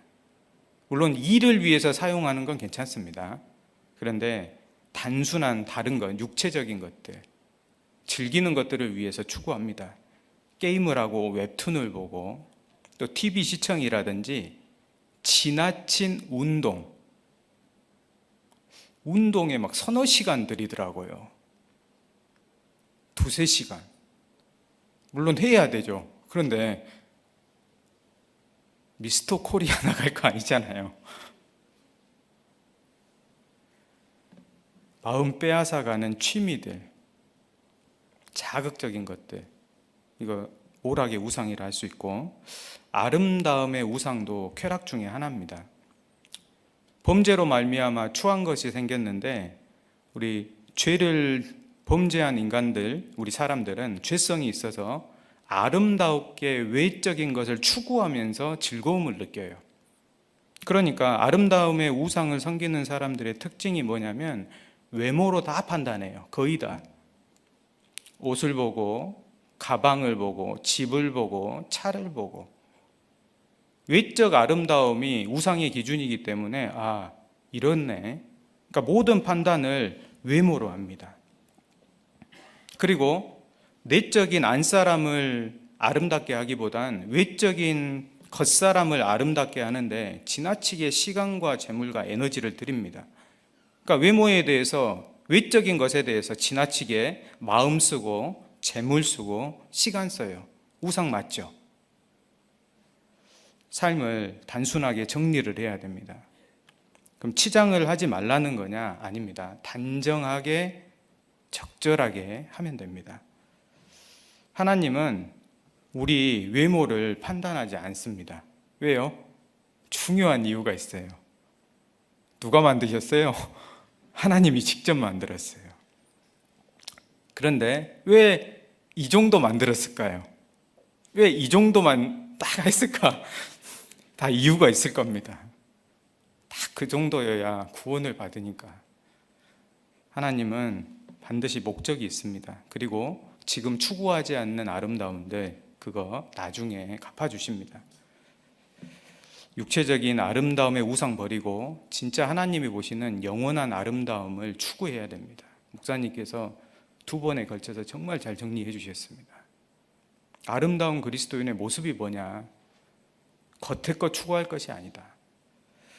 하나님이 보실 때 아름다움을 추구해야 됩니다. 2번째는 돈의 우상인데 강력한 우상입니다. 마지막 시대에 거의 모든 사람들의 마음을 다 장악하고 있어요. 돈 자체는 우상이 아닙니다. 뭐가 우상이라 그랬어요? 돈을 사랑하는 것이 우상입니다. 마음을 뺏긴 거예요. 그러니까 하나님은 돈을 무시하거나 없어도 된다고 하지 않으셨습니다.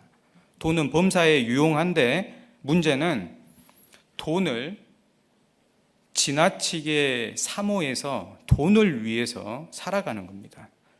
이 돈을 섬기면 대부분 이 세상에서 거의 대부분의 편안한 것, 내가 하고 싶은 것들을 누릴 수 있다고 생각하기 때문에 당연히 육체를 가진 모든 사람들이 추구하게 돼 있어요. 그래서 구약시대의 대표적인 이 신 중에 2가지가 바알신하고 아세라신입니다. 이 바알이 풍요의 신, 재물의 신, 돈 말합니다. 아세라신은 다산, 쾌락의 신입니다. 이 돈은 실제적으로 가장 많은 사람들이 섬기거든요. 열렬히 경배합니다. 돈을 벌기 위해서라면은 시간도, 하나님의 일도, 영혼 건지는 일도, 육체적인 희생도 마다 않고 과감하게 합니다. 몸이 아파도 하고, 물론 생계를 위해서 정말 재물을 잘 벌어서 하나님 뜻대로 정말 잘 쓰기 위해서 마음의 뜻을 가지고 한다면 다행이겠지만은 이 세상 것을 무언가 얻기 위해서 지나치게 하는 겁니다. 그래서 돈의 우상은 결국 성공의 우상을 바라고 모든 성공의 기준을 돈으로 판단을 합니다. 그러니까 자녀 교육을 할 때도 돈의 우상에 딱 들어있는 사람은 돈 많이 버는 직업으로 유인해요. 자녀들의 재능 생각 안 합니다. 관심사 생각 안 해요. 돈이 최고니까. 돈 벌어야 되니까. 그래서 돈의 우상에 딱 들리면 오토바이 소리가 어떻게 들려요? 돈. 사람의 마음속에 돈을 종처럼 잘 부려야 됩니다. 잘못하면 악한 주인이 돼서 우리 삶을 싹 뺏어갑니다. 하나님께서 2 형제가 왔어요. 예수님께 2 형제가 왔습니다. 재산 좀 나눠달라 그러면 분배해달라. 예수님이 뭐라고 말씀하느냐? 내가 너희의 이 재산 나눠줄 내가 재판장으로 세워진 게 아니다. 그러면서 뭐라고 말씀하시느냐? 상가 모든 탐심을 물리치라. 사람의 생명은 그 소유에 넉넉한 데 있지 않는다. 생명은 재물과 직접 연관이 있는 것 같은데 상관없는 겁니다. 돈의 우상에서 벗어나야 됩니다. 그래야 이 돈을, 재물을 선한 사업에 마음껏 씁니다. 그리고 마지막 나의 우상. 이 나의 우상은 결국은 모든 신앙의 우상 숭배의 중심인데 이 자존심을 너무나 중요하게 생각하는 분들이 있습니다. 마음을 굽힐 줄도 알고 잘못한 것 인정할 줄도 알고 나의 인격이 모독받는 일에 대해서 못 견뎌하는 것이 있습니다. 나라는 게 너무나 소중하게 생각들기 때문에 그렇습니다. 또 나의 우상은 성취의 우상을 섬기기 쉬운데 이 성취의 우상은 이런 겁니다. 하나님의 뜻 안에서 물론 합니다. 그런데 내가 원하는 스타일로 내가 원하는 것을 하려고 그래요. 그러니까 어떤 주변에서는 정말 성실한 사람처럼 보입니다. 그런데 언제 드러나냐면 그 사람이 뭘 바라냐? 성취의 우상은 사람의 인정과 칭찬을 받으면 상당히 기뻐합니다. 아닌 듯 하면서 자기 영광 은근히 드러내길 원하고 조심해야 됩니다. 그래서 모세가 2번째 반석에서 물을 낼 때 뭐라고 했냐면 외치라 그랬는데 내가 너희를 위하여 물을 내야 자신의 영광을 드러내는 일을 했습니다. 나의 우상과 직접 관련이 있는 것이 가족의 우상이거든요. 가족의 우상이 딱 마음속에 들어오면 교회와 가정 딱 두 가지의 일정이 부딪힐 때 가정 쪽으로 갑니다. 또 가정일과 교회일, 하나님과 가정일, 또 가족들을 위한 것, 성도를 위한 것, 하나님을 위한 것, 이거 겹칠 때 가족 쪽으로 흐릅니다. 왜? 가족이 소중하기 때문에. 그런데 우선순위가 있습니다. 너희는 먼저 가족을 돌보지 말라가 아닙니다. 우선순위를 확실히 정하고 가야 됩니다. 포기할 수 없는, 포기하기 힘든 우상이 자녀의 우상입니다.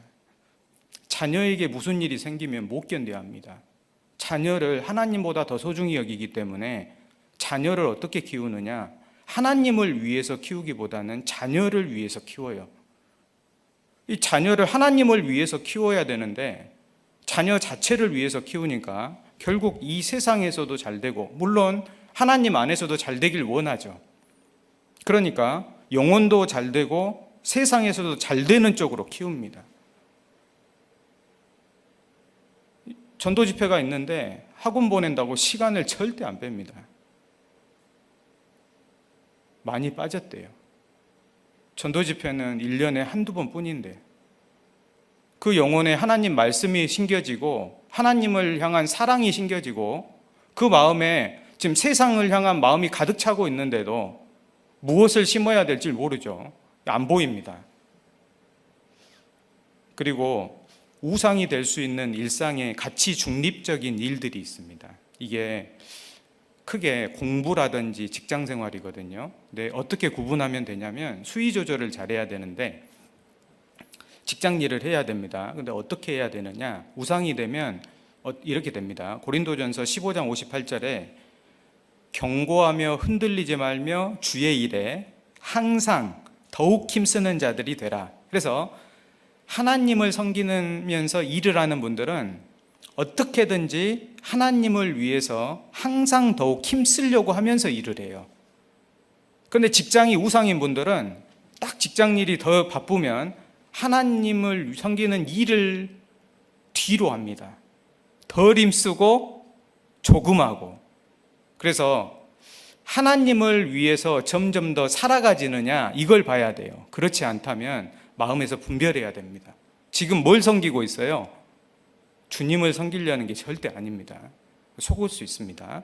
그래서 하나님 앞에 이 우상들을 잘 분별해서, 우상은 마음에 들이기 때문에 마음에서 하나님 앞에 정직하게 잘 살펴보고 하나씩 하나씩 내려놓는다면은 하나님께서 주시는 특별한 은혜가 있어요.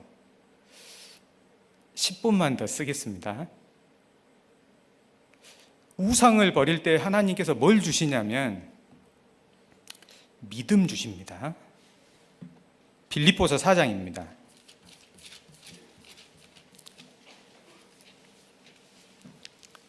빌립보서 4장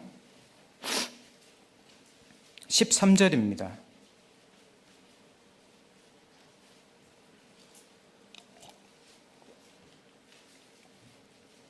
빌립보서 4장 13절. 내게 능력 주시는 자 안에서 내가 모든 것을 할 수 있느니라.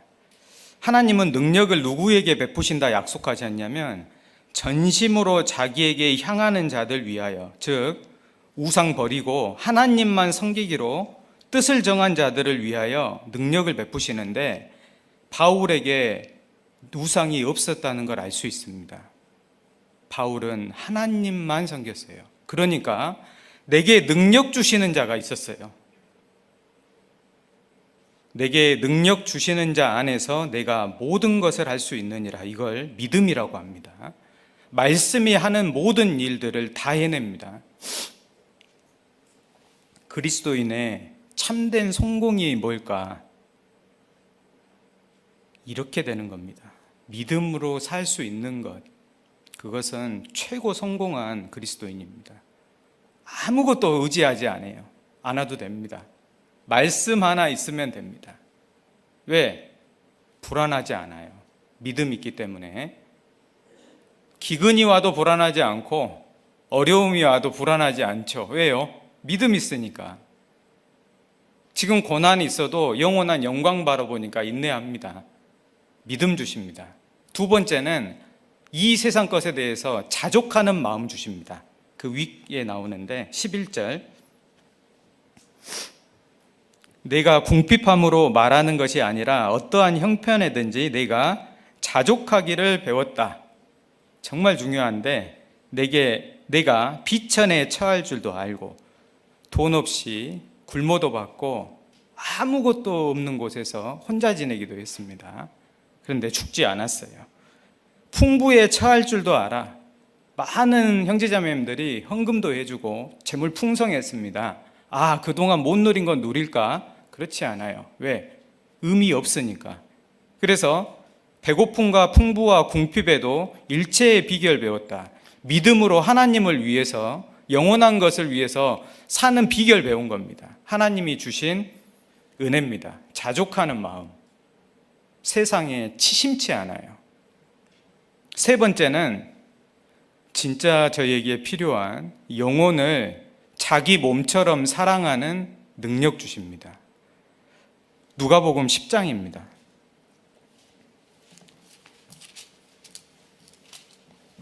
누가복음 10장 27절입니다.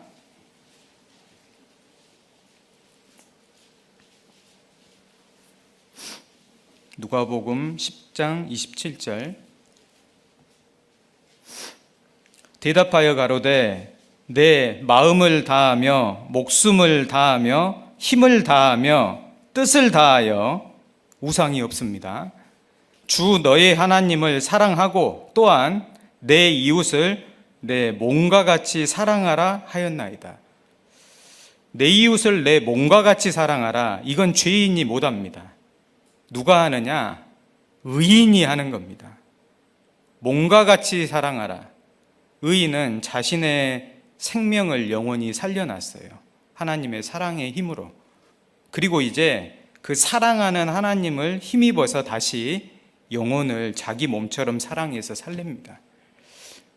전도를 해서 생명을 살리는 일은 하나님의 능력이 반드시 필요한데, 하나님은 정말 전심으로 향하는 자, 우상 버리는 사람에게 이 능력 주시니까 정말 영혼을 건져냅니다. 끝까지. 사랑하는 힘의 공급이 있어요. 그래서 우상을 버리고 얻은 은혜입니다. 그러니까 사도 바울, 또 제자들, 모든 믿음의 선진들을 보면 우상이 없는 하나님만 섬기는 삶을 사니까 영혼을 건지고 교회를 세우고 가족들을 전도하고 어려움도 극복하면서 영원한 것을 위해서 나아가잖아요. 왜? 하나님의 능력과 은혜가 있으니까 되는 겁니다. 이 능력이 저에게 필요합니다. 어떻게 남은 생을 살 것인가 정리를 해야 되겠습니다. 어떻게 정리할까? 사랑하는 라헬을 위해서 야곱이 이렇게 살았는데, 이 한 구절로 좀 정리를 해보겠습니다. 창세기 29장. 창세기 29장 20절입니다. 남은 생을 어떻게 살까? 정리하겠습니다. 창세기 29장 20절입니다. 야곱이 라헬을 위하여 7년 동안 라반을 봉사하였으니 그를 연애하는 까닭에 7년을 수일같이 여겼더라. 누구를 위해서 살 것인가? 야곱은 사랑하는 라헬을 위해서 살았죠. 라헬만을 위해서 살았다 해도 됩니다. 나는 누구를 위해서 살 것인가? 나는 나의 가장 소중한 사랑하는 하나님만을 위해 살 것이다. 또 무엇을 얻기 위해 살 것인가? 야곱은 아무것도 바라지 않았어요. 라헬의 사랑 얻기 원했어요. 그러니까 라반의 집에서 무보수로 기꺼이 수고했습니다. 우리는 무엇을 얻기 위해서 살 것인가? 하나님의 마음 얻기 위해서. 그러려면 영혼을 살리기 위해서 살아야 됩니다. 하나님께서 바라시는 것은 딱 한 가지입니다.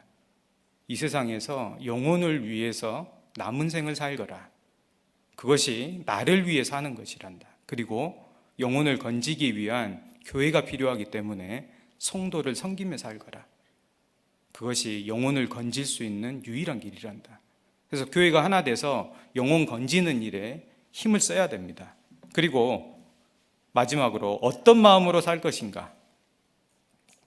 야곱은 라헬을 사랑하는 마음으로 7년 수일같이 여기며 살았습니다. 쑥 지나갔어요. 저희는 하나님 사랑하는 마음으로 마음 다하고 가능하면 성품 다하고 정성 다하고 할 수 있는 힘 다해서 천년을 하루를 천년같이 생각하고 사는 겁니다. 그러면 금방 주님 오십니다. 우리 사랑하는 광주 남북교회 모든 성도님들의 마음이 이와 같았으면 좋겠습니다. 그리고 이와 같을 거라 믿습니다. 솔리 데오 글로리아, 하나님의 영광만을 위하여라는 그 말인데요. 하나님은 우리의 구원과 우리의 영광만을 위해서 모든 일을 하셨습니다. 이제 우리가 보답해 드려야 될 차례입니다. 솔리 데오 글로리아, 오직 하나님의 영광만을 위하여 사는 남은 생이 되었으면 좋겠습니다. 광주 남북교회 화이팅 하겠습니다. 기도하겠습니다. 하나님 감사드립니다. 여전히 많은 우상들을 섬기며 살아가는 저희들 인내로 봐주시고 끝까지 저희 놓지 않으심을 감사드립니다. 아무쪼록 저희 남은 생에 더욱더 깨끗한 마음, 온전한 마음, 전심이 되어서 하나님만을 섬길 수 있도록 도와주십시오.